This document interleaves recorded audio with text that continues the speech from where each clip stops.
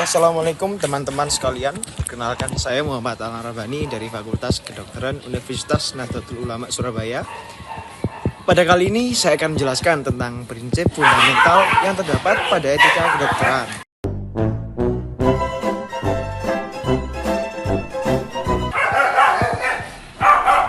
Bioetika sendiri adalah cabang etika yang berkaitan dengan isu-isu moral dalam bidang ilmu kedokteran.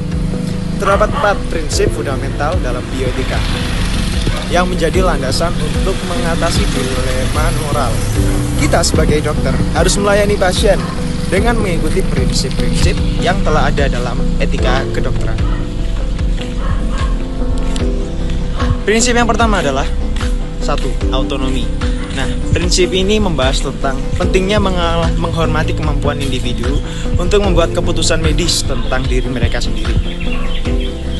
Ini mencakup memberikan informasi yang memadai kepada pasien, serta memastikan bahwa mereka memiliki kapasitas mental yang cukup untuk memberikan persetujuan ataupun penolakan perawatan medis. Nah, sebagai contoh, kita sebagai dokter harus mendapat perizinan apapun dari pasien untuk melakukan tindakan apapun.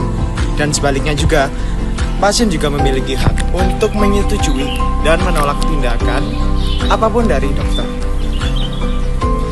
Yang kedua ini ada justice, keadilan. Prinsip ini menekankan pentingnya distribusi yang adil dari sumber daya medis dan perawatan kesehatan. Ini berarti bahwa keputusan mengenai alokasi sumber daya harus didasarkan pada kriteria yang adil dan objektif, dan tidak boleh diskriminatif. Nah, sebagai contoh, kita sebagai dokter tidak boleh membeda-bedakan ras ataupun suku terhadap pasien. Jadi intinya membeda-bedakan itu tidak baik. Lalu yang ketiga ini ada beneficence.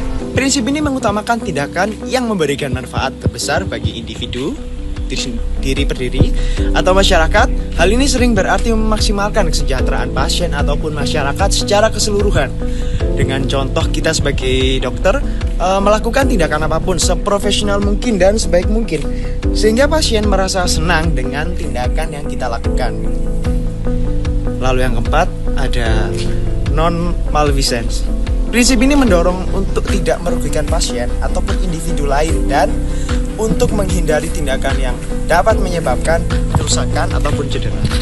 Ini menggarisbawahi pentingnya etika dalam praktik medis dan penelitian. Dengan contoh, kita sebagai dokter melakukan pemeriksaan yang bisa menegakkan diagnosis dengan benar. Dan kita sebagai dokter tidak boleh melakukan pemeriksaan berlebihan ataupun pemeriksaan yang tidak penting, yang tidak bisa menegakkan diagnosis dengan benar. Karena itu bisa memberatkan dari segi kemampuan pasien dalam hal biaya. Dan itu sangat-sangat tidak baik. Lalu prinsip-prinsip ini membantu memberikan panduan etis dalam menghadapi situasi kompleks dalam dunia kedokteran, serta mempromosikan pelayanan kesehatan yang bermartabat dan adil. Baik, sekian penjelasannya saya mengenai 4 prinsip fundamental bioetika ini. Maafkan saya apabila ada salah kata maupun salah apapun itu. Terima kasih. Jazakumullah khairan katsiran. Wassalamualaikum warahmatullahi wabarakatuh.